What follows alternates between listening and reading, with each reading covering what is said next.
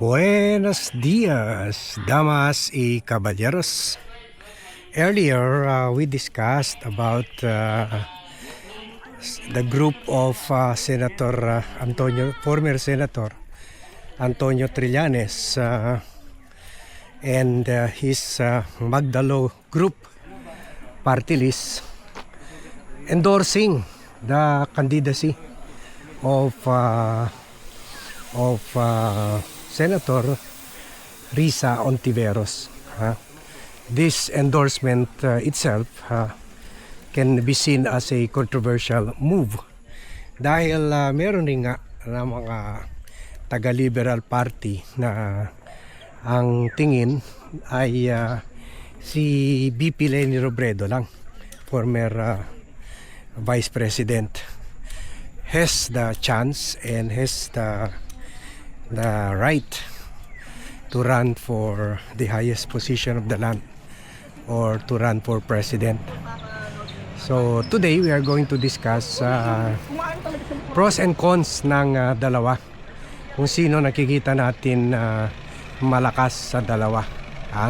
Kasi these discussions should be made as we approach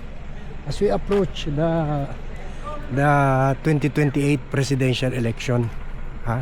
Remember, si Sara Duterte has already jumped the gun by declaring her candidacy. So dapat ready rin ang tinatawag nila na middle forces kasi they are neither allied with the Dutertes nor with the Marcoses. Middle ground sila. So let's first take parehong malakas. Let's first take BP Leni Robredo. Dahil tumakbo na siya at medyo malamang na yung pangalan niya. Among the including Risa, siguro si Leni 20 plus sa recent survey ng Tanger. Si Risa Hontiveros mga 12% lang. So andyan na yung name recall, especially dahil tumakbo na siya and she's being seen as the titular head, as the symbolic head. Of course naging vice president siya at lawyer, ganon. So when you talk about the opposition, you talk about Leni Robredo. So andyan na siya, andyan na rin yung pink lawan machinery niya from the past elections, from the time she ran for vice president to the time she ran for president in 2022. Andyan na yan, it's all there. So kumbaga, these are the factors going for her. At honest naman, walang kontrobersya pa na involved. At she has the solid vote of the may support ng millennials, may support rin ng Bicol region, at least Naga, no? So may support base siya. So meron rin siya nationwide support, kahit sa Zamboanga City malakas siya. So those are the things going for Leni Robredo.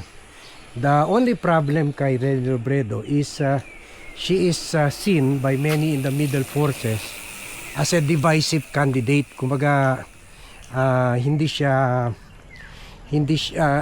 marami pa rin nagalit sa kanya na yung sa hindi niya magandang pag-handle doon sa pagpili ng common candidate sana sa 2022, kung saan initially hindi niya sinabi na may balak siya tumakbo.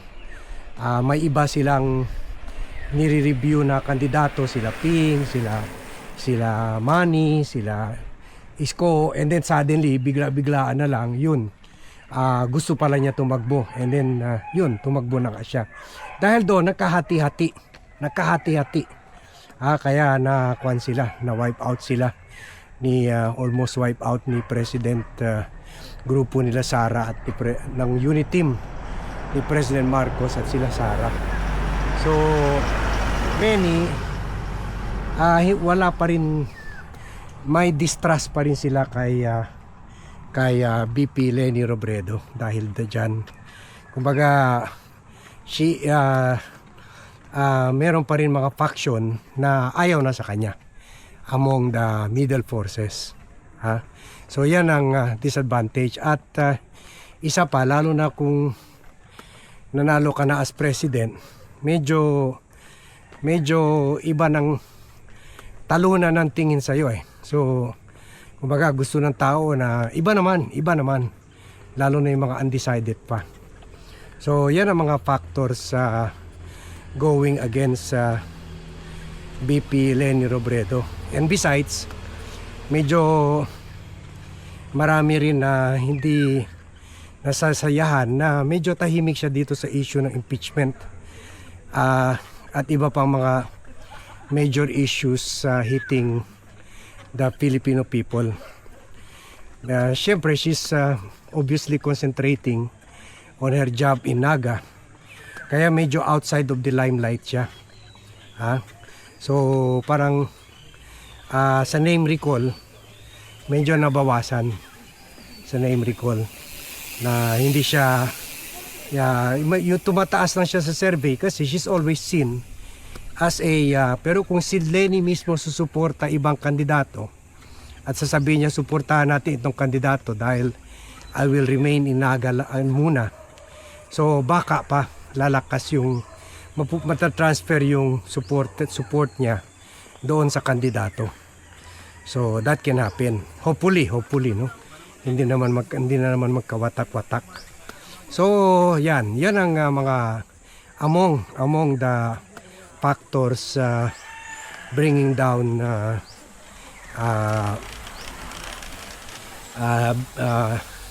or that can work against the candidacy of VP Leni Robredo.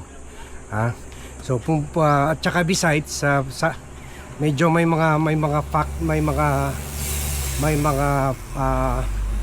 supporters rin ni President Bongbong Marcos at ni Sara Duterte, galit na galit pa rin sa kanya dahil sa bad blood during the 2022 elections.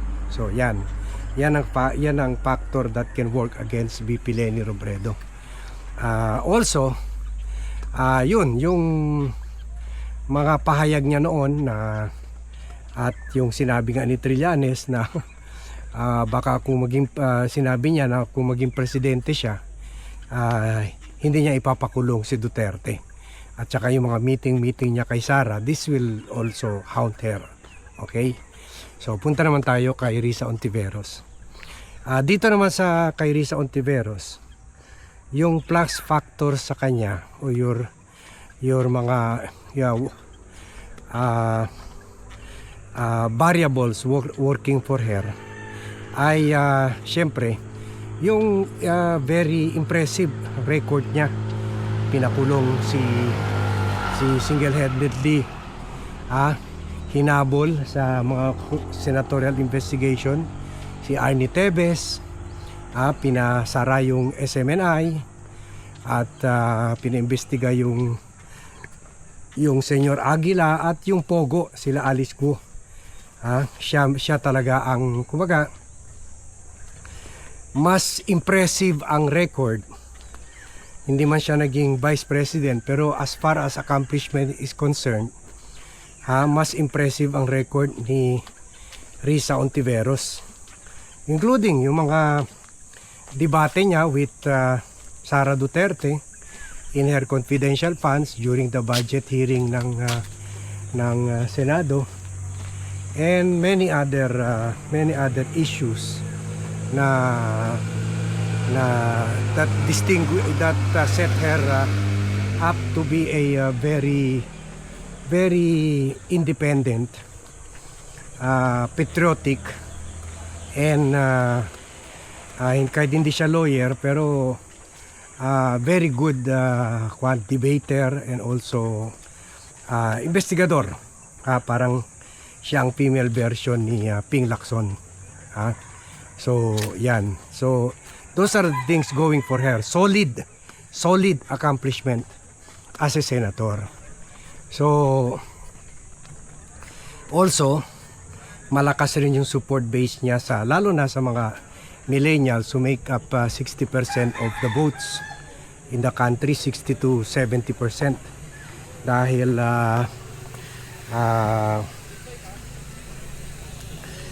na overwhelming support na kuha yung party list group niya, yung Agbayan party list, kaya tatatlo ang representante nila sa Kongreso. So hindi yan, that is something that na pwede natin ibaliwala. That is sign of a solid support sa kanya, kay VP Leni Robredo. So so kay sorry medyo distract ako doon sa bike. Tignan ako na bundol. Okay, ayan ang those are the things going in favor of Senator Risa Ontiveros. So yung Agbayan support sa kanya, sa party niya, since siya talaga ang nangangampanya for Agbayan, so that can also be a sign yung potential strength niya pagdating sa 2028 presidential election. At gaya kay VP Leni, wala naman siyang kontrobersya, although pinipilit isaksak sa kanya yung PhilHealth issue, pero nangyari naman yun sa previous administration. Yung ninakaw ng previous officials ng PhilHealth sa kanya, siya ang biniblame doon, samantala wala pa siya sa PhilHealth. Yung nangyari yung katiwalian na yun, na-inherit lang niya yun. So wala talaga, meron lang konti on the personal level, pero it will not affect her naman. So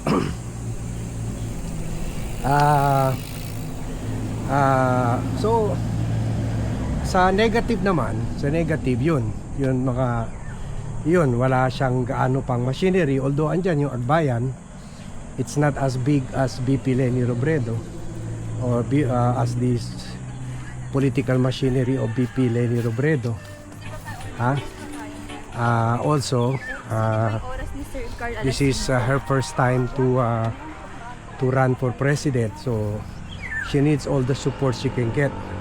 Resources rin, gaya kay VP Leni Robredo, medyo problemado rin. At saka yun, also maybe in fighting rin sa kakamping group, dahil yun nga, tulad ng sinasabi natin na marami pa rin loyalist ni VP Leni Robredo na who may not wholeheartedly embrace Leni Risa Ontiveros. Sorry. Risa Ontiveros. Chine-check ko lang yung relo ko kung ilan minutes na yung magawa 1 hour na more than 1 hour na para tayo. Pwede na tayo bumalik. So yan, those are the things going against her. And also yun, may magsasabi dyan, wala pa nga siya executive experience, unlike si VP Leni as governor, as vice president, meron ng experience running government, ganon. So but kung magsama-sama sila behind including BP, if she will support, kung she will opt to stay in Naga and she will support, yun, isa pa palang factor, mababa siya sa rating. Pero tayo naman usually, kung hindi pa inanunsyo ng kandidato na tatagbo siya, mahina pa siya sa rating, hindi pa siya susuporta ng tao. Pero kung nag-announce na siya, nag-file na siya ng candidacy niya, and then mag-pledge ng support sa kanya si sila BP Leni Robredo at yung ibang opposition groups and top opposition personalities tulad nila Leila de Lima. Then tataas yung numbers ni morning ni Senator Risa Ontiveros. So yan ang mga variables or political dynamics affecting itong dalawa. So pareho sila may pros and cons, ha? Pareho sila pero kung akong tanungin right now, I would rather support Risa Ontiveros. Kung from the PR point of view, mas madali ibenta sa tao. Lalo na yung tulad ng sinabi natin sa earlier vlog, yung graft and corruption issue that is affecting, that is bringing down the good morning, bringing down the popularity of President Marcos. So by that time, by 2028, sukang-suka na yung mga tao sa graft and corruption, sukang-suka na sila sa mga corrupt officials. The best, kahit di ba, as we vlog earlier, kahit si Sara kinukuha itong messaging ng anti-graft agenda as a political agenda, as a plan of government. Kung wari hindi siya corrupt, lalabanan daw niya yung corruption, especially yung flood control. So people will really go for somebody na nakikita nila habulin talaga itong 1,000, almost 2,000 officials na involved sa flood control anomaly. Pero ang nakakulong ngayon mga 10 pa lang, wala pa nga 10 eh. So kumbaga they will see Risa Ontiveros as the one who is truly independent, as the one with proven record na humahabol talaga sa mga corrupt, at as the one the people can really count on to put those involved sa flood control anomaly behind bars. O yan, ha. So yan ang take natin dito. Pero meron ako iniisip na pwede middle ground candidate among the two. O meron pa isa na pwede, who will get the support both from the Leni group and Risa Ontiveros group. Later on we will vlog about that. For now, nandito na muna tayo. Thank you very much everyone for watching. Thank you very much for joining me in this vlog. Good morning to all, and see you in my next vlog.